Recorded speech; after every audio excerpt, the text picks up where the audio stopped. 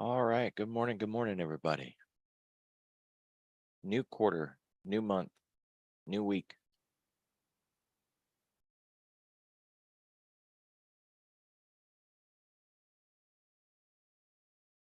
Kind of a mixed bag this morning. US markets are trying to turn into the green. NASDAQ is up the most with only 0.25%. The Dow is basically at zero, and the small caps are still sitting in the red. We're not getting any assistance out of any kind of Hong Kong stimulus, even shadow stimulus at this point, just not getting anything out of there. The fact that it's not down more, I guess, would be the only gift out of that side. And Japan is basically flat. We got PMI manufacturing and ISM manufacturing.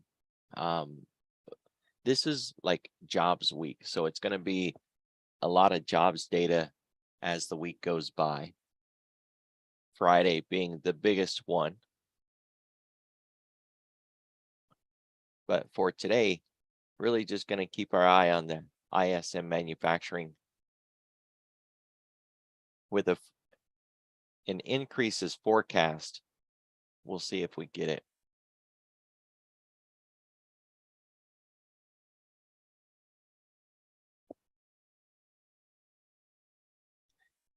If you want to kind of gauge each day's economic, the possible economic impact each day, FX Street is a good place to go for that. So when we look at ISM, we can see, or excuse me, the PMI, it's not really shown as typically impactful, but the ISM is. So, if we're kind of looking at these two and asking which one should we be more concerned about, that would be the ISM manufacturing. We also have a lot of Fed speakers today. They are all out chipping teeth. So it's very likely going to be one of those days where we see the market making a lot of chop as they wait for all these speakers and we wait for this data. Sell into strength, buy into weakness, likely get quick, fast reversals, that kind of activity today, at least in the front half of the day. Maybe after we get through lunch, we could see something better, but I wouldn't hold my breath on that.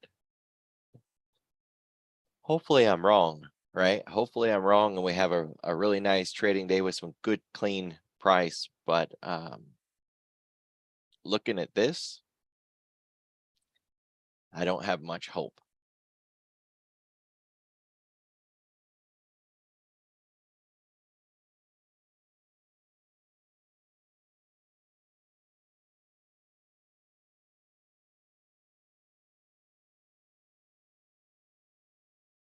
So here's some spot gamma levels for the day. The implied move today is 0.81. If we push beyond that level, they're very likely going to buy into buying or sell into selling. Of course, we're not talking about wicking through a level like that. We're talking about, continuing to drive beyond.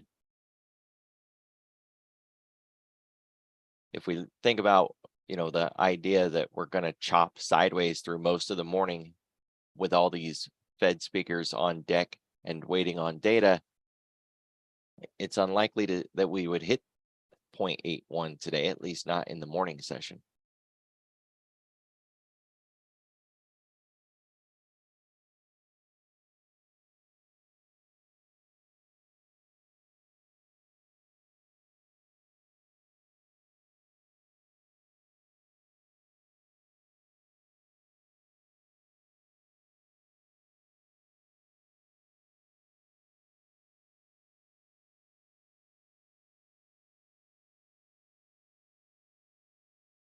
(9:45), 10 o'clock, and 11:30. Not counting all of those Fed speakers. So if we can get into the afternoon and get those speakers out of the way, we might have a decent afternoon to trade in.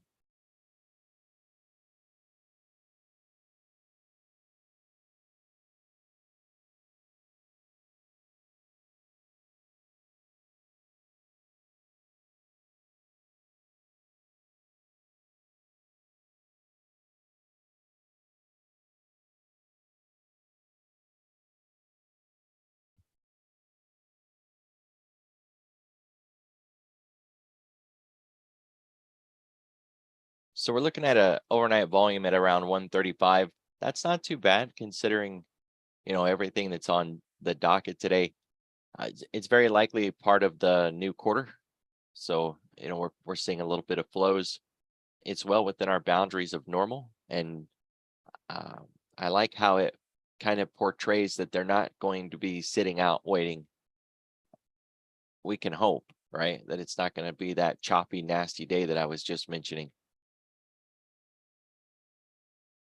We were holding above the daily pivot through most of the night. It was looking reasonably decent. But then we broke down through it. Just keep in mind that that is like a liquidity gap. It's a minor version, but it's still a liquidity gap. We could very well run back up there and close that gap. We are now back below the weekly pivot point. For the week, we stayed underneath that pivot point. And I know that this is a really loud chart, but the weekly pivot point was up here, 44.11. And we stayed underneath that weekly pivot point in the ES all week. And of course, it was up here at 45.11-ish, basically. Then it went to 44. Now it's moved down to 43.27. So, we're bringing it down with us week by week. And we continue to remain underneath it. Generally speaking, when we're underneath the weekly, we look for bearish opportunities. But at some point, when we start to turn around and we're struggling to get back towards the weekly, then that doesn't really hold water. So it's more of a window dressing than anything else. We are struggling with those pivots, which means if you're trying to play any kind of pivot point strategy, you're just getting chopped up on that weekly. So you got to kind of let it play out. Still underneath the 10-day. We've made it to the ADR half. That's the red line down here that we're resting on. We've got a 21-day ADR of 1.11%. If we think about that measurement from where we opened, we could move up 1.11, or we could move down 1.11. And the third choice is if we split the difference, the distance between that red line and that red line is 1.11. So we split the difference, go half and half. It's what we call the ADR half. And we tend to rest on that level a lot. Like that's the turnaround point. Should we fail that line and get a decent close below it, then it opens up this next level, which would be the full ADR, 4,300.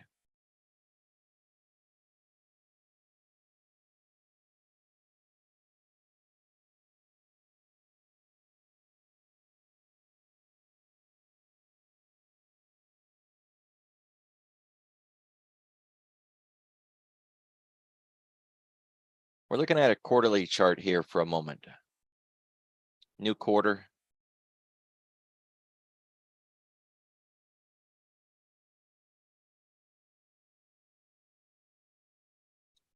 New perspective. It's worth marking these levels out. That 4,500 is a really strong level.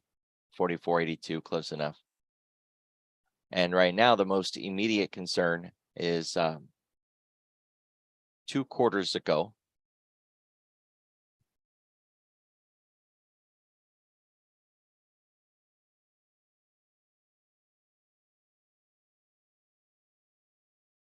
That 50% mark, that line in the sand. So when it comes to just your regular, basic, everyday, normal candle analysis, you measure the last big candle, mark 50%, and you can see when that quarter closed, the new quarter opened, we tried to make a run for it. That failed, faded back to the 50% mark. Now we've been holding above that 50% mark, through July, August, September. So as much as all of this seems weak and, we have the potential to fade again, even today and again this week, as long as we're still holding above this 50% mark, then this move off of the lows from last October is still in play. It's just It's just analysis, right? There's no bias in here.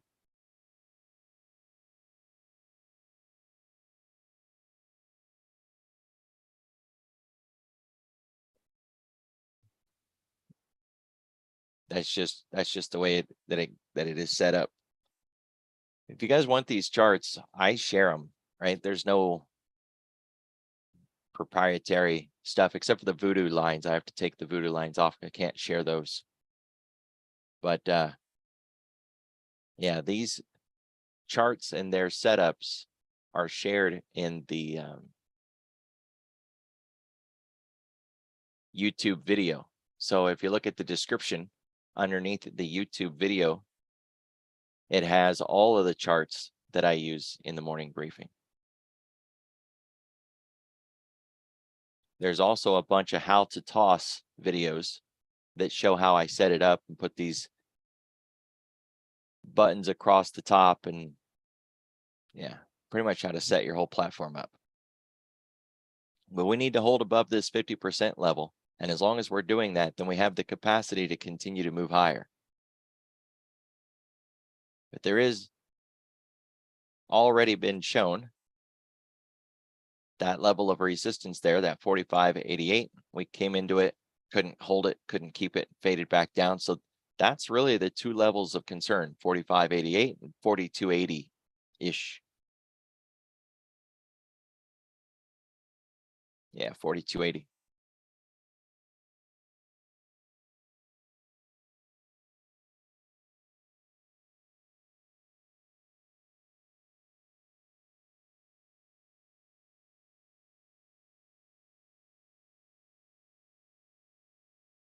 So we want to bring that a little bit closer. You've got the previous month. 44.21 is the 50% mark on this move to the downside. This move to the downside is still valid as long as we're staying underneath that 44.21.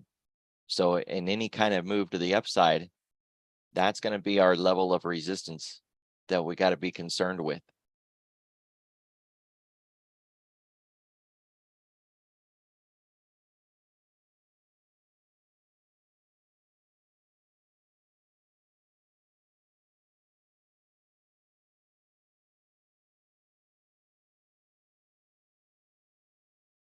And then mark out last week, the half back level 43.30, which is really close to the cog line 43.32.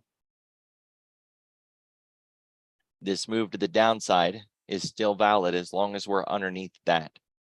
So this draw back up from 42.80, the fact that we had a pretty good close last week. If you think about last week's candle, you know, that wick here shows a nice recovery start.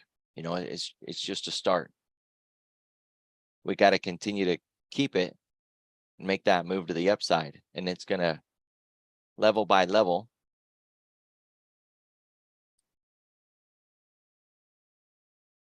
We've got to get through the open of last week, 43.65, and then through the high of last week, and then begin working our way up. But even before we get to any of that, we now have to get through the close of last week,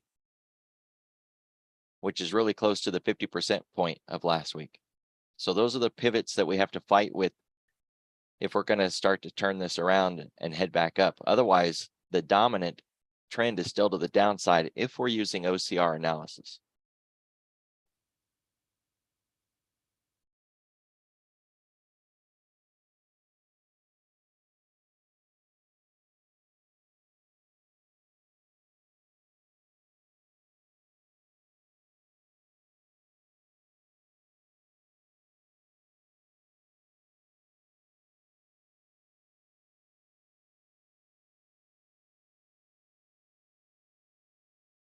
All right, 10-day, 30-minute volume profile. When we're at the highs, we expect to go to the lows. When we're at the lows, we expect to go to the highs. We've brought that point of control down. Right? I remember talking about it a few times last week when it was sitting up around that 4,500 area. We've now stayed at these lows long enough to accumulate volume down here and bring the point of control down to us at this 43.20 area. we're starting to get a classic lowercase b.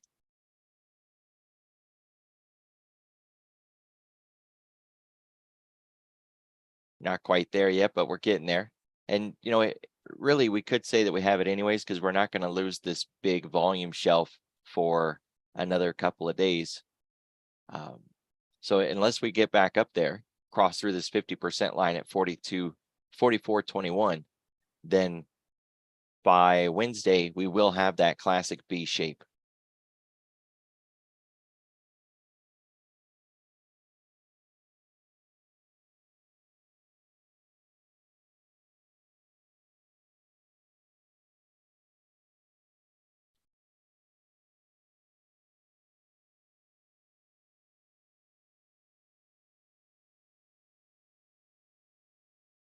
Well, that's a lot of volume down there.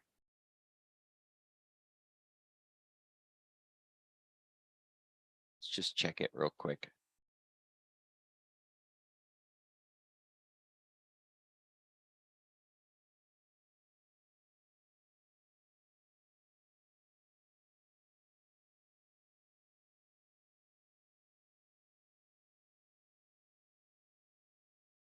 All right, never mind. Didn't hurt to look. So we had a VPOC from yesterday or from Friday, but we hit it this morning. And so technically we no longer have a VPOC down here. I'm going to put it there anyways, as I usually do. So I put it there anyways and keep it through the day, but just keep in mind, it's no longer valid as a VPOC. It's already been hit, right? The V no longer exists. It's just a POC at this point. But I'm going to keep it on there in case we move back through this zone. We could interact with that level. I want to remember where that level is, so I'll keep it on my chart until later, probably tomorrow, the morning briefing.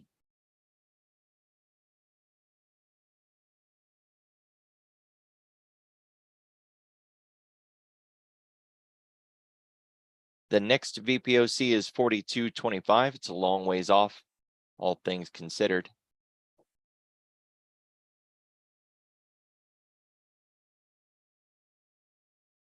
Really, we got nothing else here. If we do get a topside breakout today, there's a significant level of volume through Friday's zone up there, right? So getting through our own Globex high would be pretty easy, all things considered. But getting through from that point to Friday's high and out the door above Friday's high, that's going to be pretty significant. It's going to take a lot of push. Very likely it would take an event, right? Something in the news, something one of those Fed speakers say today, maybe something in the economic agenda. And for the bottom side, there's really nothing down here that looks to be providing any sort of help or support. So, you know, I wouldn't look left and expect anything to hold us up.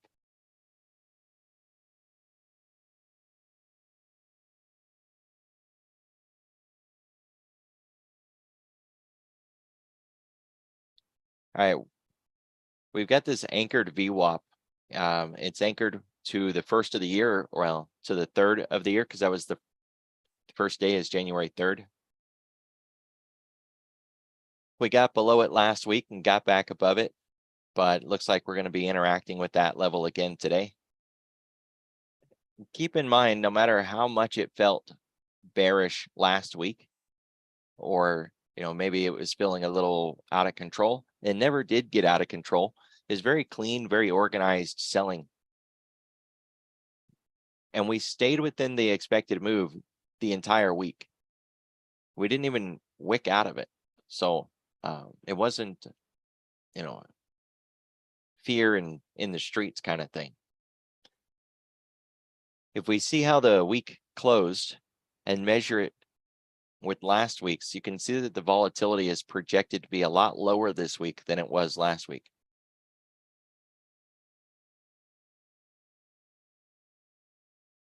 The distance of this weekly expected move is built on or based on math that is directly connected to the volatility, right? So if volatility is big or is expected to be big, then the box gets big, right? And when volatility is not expected to be as big, then the box is smaller. And that's what we got here. It's a smaller box.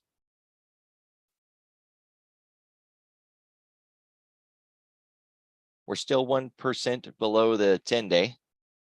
We were completing the wave from a low and coming back up to zero, but right now that kind of stalled out. We've seen it stall before and go back down again. Here's some examples back in December of last year where we made the sweep low. We were working our way back up and then it dropped back down again. So, you know, it's an ugly wave for a reason, right? Because it doesn't just move smoothly from trough to peak. Still at this point, we're not oversold.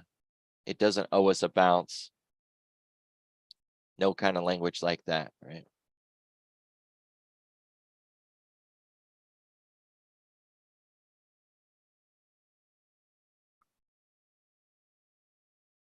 And we're close to 2% below the 10-week. We haven't really started to turn around yet in this. If we were thinking about that wave and peak to trough, well, we don't quite know that this is a trough at this point because it hasn't come up off of that low. So until it does significantly come up off of that low, then we don't know yet. But 2% below the 10-week is not very much. And when we look back, we've certainly been deeper and lower than that.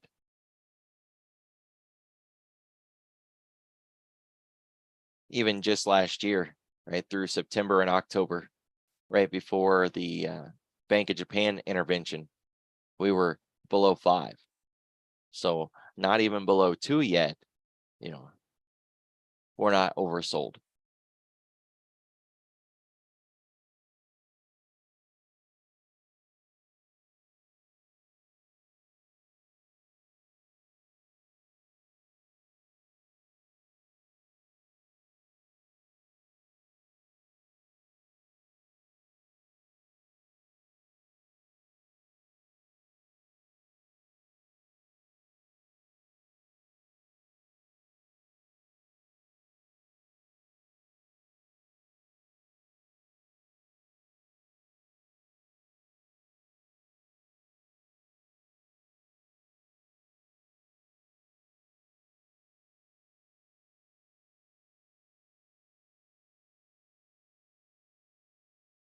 All right, so we've been building this base down here since Wednesday. And one of the key criteria for this base is that we don't set a new low lower than Wednesday. Well, I mean, that gives us a lot of latitude considering Wednesday's lows somewhere around 42.75 or something like that, right? So it's a long ways off.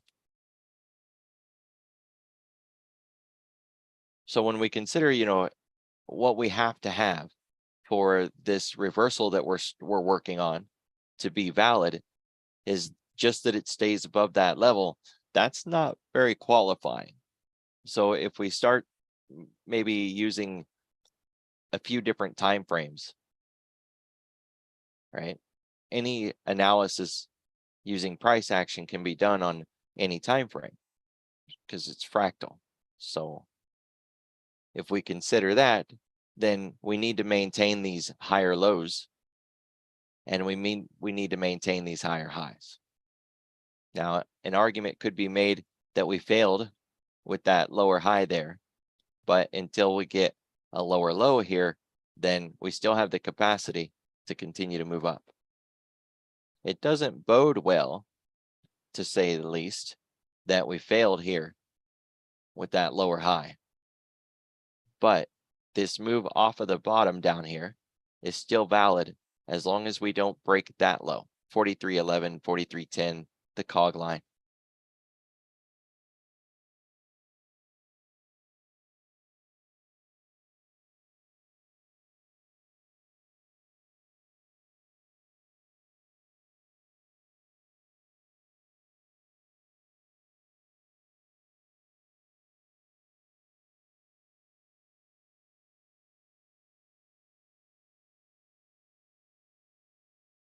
All right, so we still got a situation with bonds being down at that 113 level.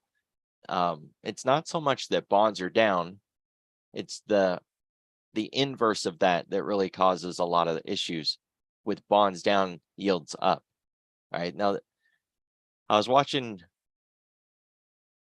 video over the weekend that was talking about the idea that at this point, bonds being down this much, it's not even about interest rates and yields, and right now it's just about the trade and how many people are going to have to go out and defend the position that they're in, or to defend the bonds that they've been traded, because everybody and their cousin was told at the January, February, March, maybe April, that bonds was a good buy. Go out and buy bonds, right? That's sold to you marketplace. So it was an interesting perspective. They had a lot of data points on how much money flowed into the bonds. Their point was that the reaction that we're facing now with these bonds is more based on fear and greed of those people and their portfolios than it is about the relationship between what happens in bonds and what we're going to see in yields and that sort of thing. I think they made a good point.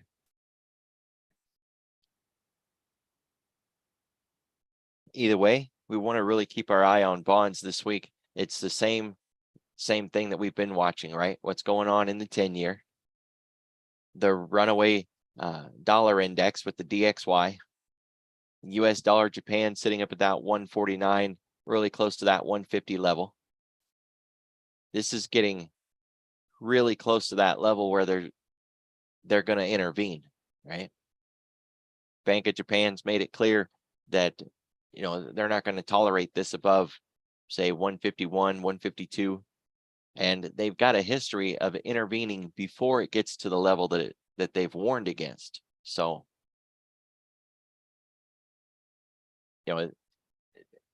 this chart does not look bearish at all, not even close. So we know we're continuing to head to that intervention level.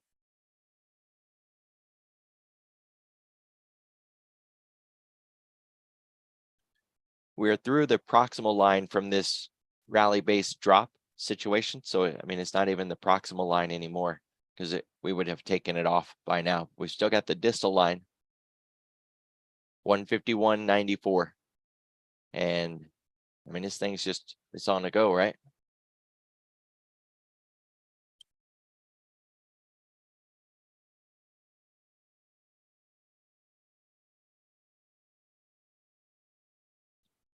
And if you look at the 10-year for Japan, even again today, broke out to the upside. It's just continuing to go. So intervention is like at any point. It's right. It's like right now, anytime.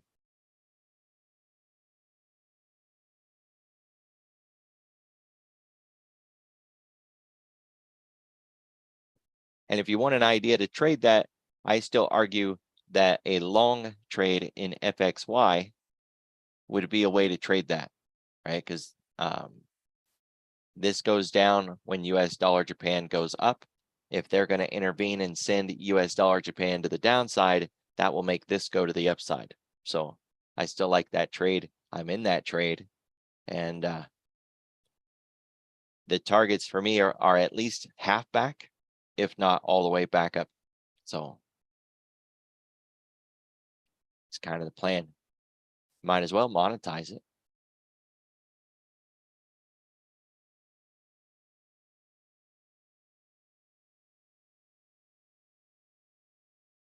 That little turnaround that we got last week in British pound, US dollar, it didn't stick. It was like a 2-day turnaround, and then it just dumped right back down again. We haven't broke the low from last week, but we're working on it. And this is something to keep your eye on, right? When we're looking at the Dixie of the DXY and we're asking, what's going to help us with this thing? It's just out of control, ripping to the upside. Are we going to get any help anywhere? Well, if this comes back down and forms like a micro double bottom and we get a bounce on this level, and it starts going to the upside, then, that'd be one data point for why the Dixie might pull back a little bit. And then of course we got Euro US dollar, same thing. That little 2-day bump to the upside didn't stick. We're rolling over, heading back down again. If we're looking for any reason that the DXY, could take some heat, maybe fade back off of that high, this could be one of those reasons. So we look at the Dixie. Here's the dollar index.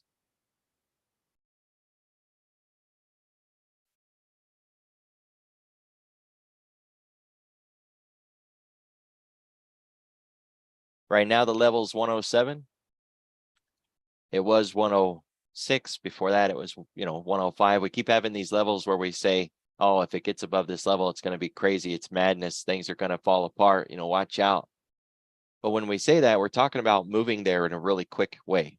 So when we're sitting here at 106.5 and we say that 107.5 is a critical point, we're talking about if we go from here to there today, that would be extreme, that would break things.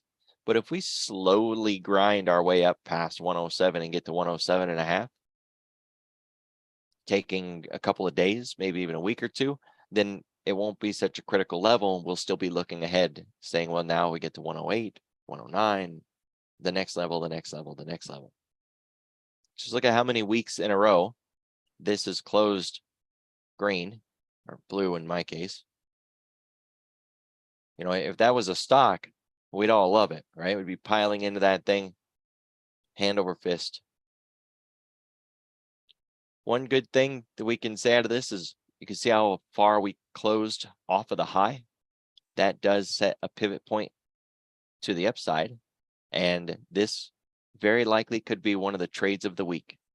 So if the Dixie falls, we're very likely going to see the S&P and the NASDAQ move up, right? That's like a given at this point. It's not an always relationship, and it's not a teeter-totter, right? So when this goes down, they don't go up automatically, but just kind of follow the logic. If this is putting negative pressure and weight on the S&P and the NASDAQ because it's going up, and it starts to go down, especially if it starts to go down fast, that is a tailwind to the S&P and the NASDAQ for a day trade at least. So trade of the day would be when the Dixie gets back up there, hits its head hard, and takes a fast, sharp move down. Very likely with US dollar, with the S&P and the NASDAQ resting on a support level and or just getting ready to break down through a support level. It'll find support, begin moving to the upside with this getting a breakdown. It'd be a really nice trade. So watching the Dixie just to see where it is, yeah, okay. It's not a bad idea, but one of the things that I'm watching for this week is that it gets back to last week's high and gets that rejection, because I want to play that trade. Now, there's plenty of trades between now and then. Just that's going to be one worth really participating in, and it should work through a lot of equities too, right?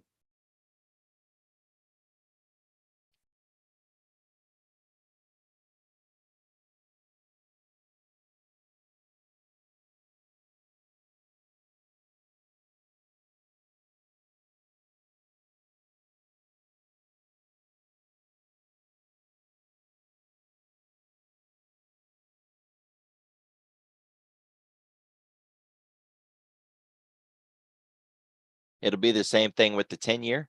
You could use, TNX in the daytime. There's no candle here yet because TNX won't open for like another 10 minutes or so. But now we've got that high. So if we continue to run to the upside this week, you see the 10-year hit its head there at that 4.688. Take a nice rejection because it left so much room here. Be a nice fall. Now we're not talking about this thing getting a smack down to like 4.3. We're just talking about a trade where the Dixie gets into the resistance that I showed, preferably at the same time that this gets into that resistance. They both make a sharp move to the downside to get that nice move in the ES and the NASDAQ.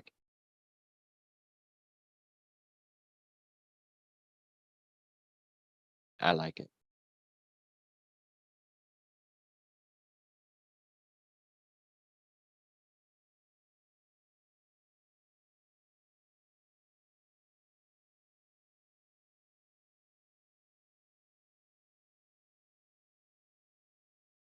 Apple's barely green and Meta is barely green, but they're both, I mean, they are both green this morning.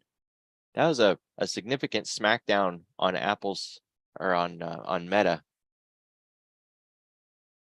Even Apple closed lower than it opened, even if it did manage to close higher than the previous day's close. Same with Microsoft, got a gap that didn't get filled too. But Microsoft's up. There's a lot of divergence right now in the FANG names, and this isn't helping things, for a nice clean trading day. When the FANGs are working together, you get a much smoother day, up or down in the S&P and the NASDAQ, right? So when they're divergent and just chopping about, it's a lot of what the market's going to do is just chop about. NVIDIA is up nearly $6 this morning. Closed at, well, I guess it's about $5. Closed at 435 and it's sitting at 440. So that's a nice little pre-market move to the upside too.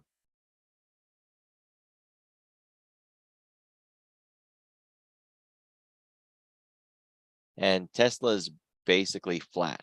So we're definitely getting a lot of flow in the NVIDIA. See if it translates across. It's definitely bucking the system because we got the S&P moving to the downside.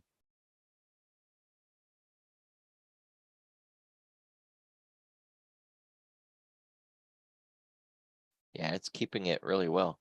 So if you're looking for a trade in NVIDIA today,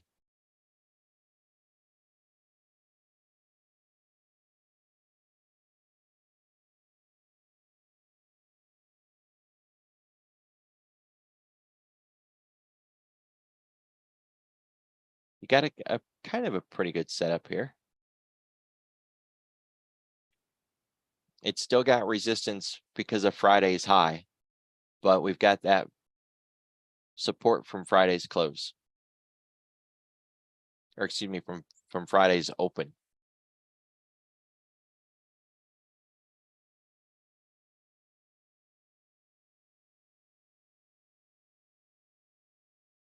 And you don't want to see it get below 437.25. That'd be the 50% mark. That'd be a halfback, right? So maybe we get a little fade as we get into the open, find some support, run up and break out. The thing is, we were already inside day breakout earlier this morning, and we gave it back. So could just be some shuffling. So far, this has been a really nice turn back, but look at all these wicks on each side. So it's not going to be a smooth run.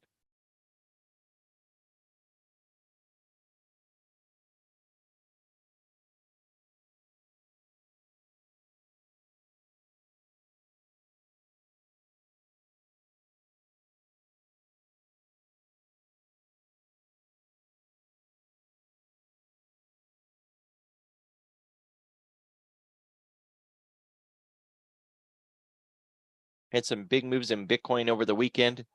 Bitcoin was correlated with the NASDAQ pretty strongly through the front half of this year, but that correlation is pretty much gone now. Let's see if it starts to pick back up again.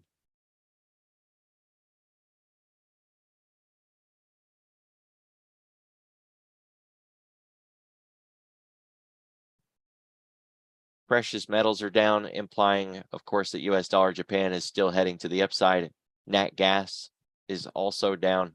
Everything else is flat or up slightly. So we can see that the FANGs are up just a little bit, but not enough. And Bitcoin is up 4.85%. So when we get Bitcoin up like that, try to target things that are connected with Bitcoin. So here we've got Riot, call these Bitcoin proxies, right?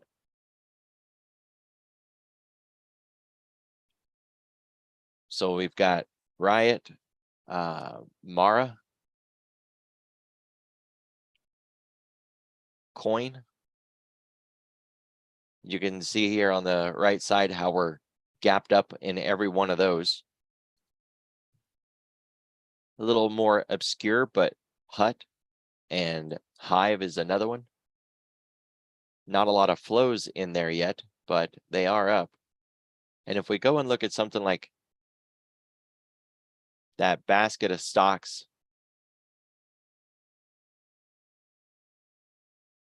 that I use for crypto,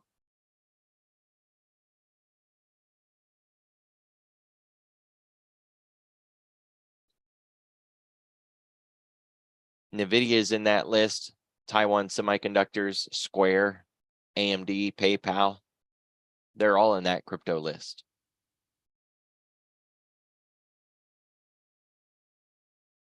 The semis are certainly catching a bid. It's not just NVIDIA this morning.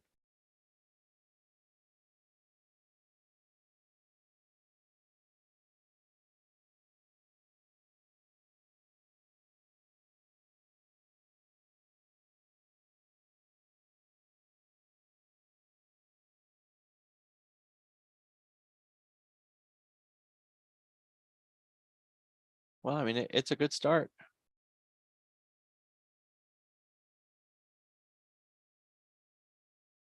And we've got pot stocks up this morning.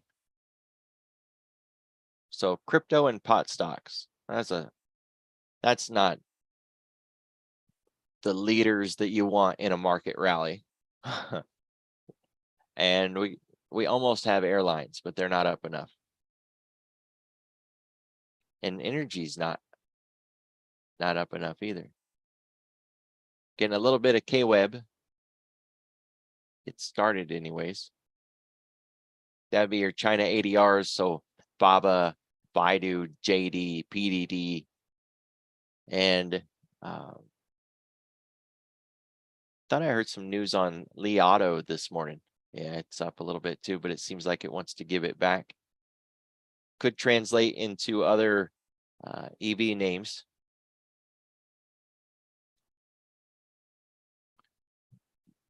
Certainly didn't translate into NEO.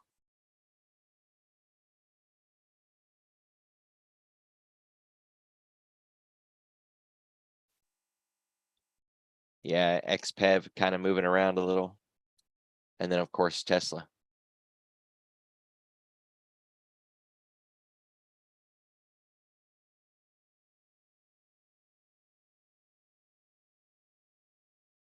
So it's not a good start when all we've got is crypto and pot stocks. We've got to see more come out of this market, especially through the indexes and preferably in finance and technology. So those would be the two baskets or the two sectors I'd be keeping my eye on. I tend to do that using KRE and NY FANG. Right, the XLF is it's an ETF that's okay. I mean, it's fine, it's financials, but it has everything. It has insurance in it and trade desks, and it's just a muddied down version of finance. It's just too much junk. KRE, on the other hand, is regional bank. So I tend to use the KRE, and then rather than just watching tech like XLK, get more specific and watch big tech or the monsters of tech, the NY FANG. Now on Thinkorswim, you can make your own homemade ETF, right? So if you want to make your own index, for an example, make your own FANG,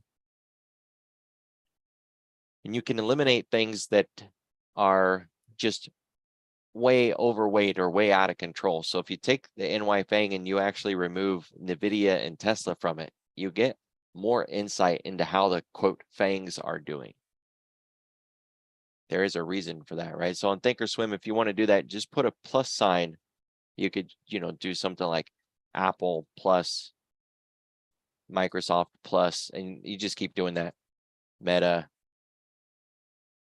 And when you're done, hit enter and you'll get a chart as an index of all of those. So you just leave Tesla out and NVIDIA out.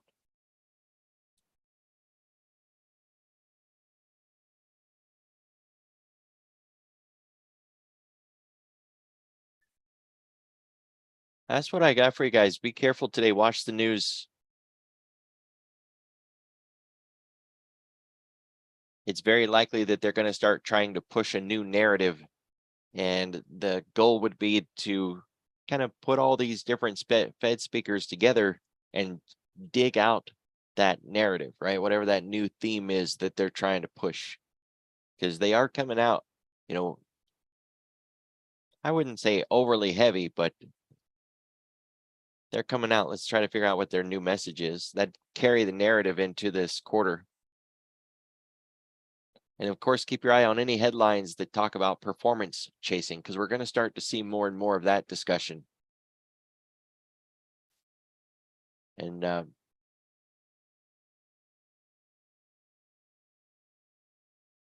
if you can't find the links for these charts that I use, or you're having problems setting it up, just DM me. I'll help you.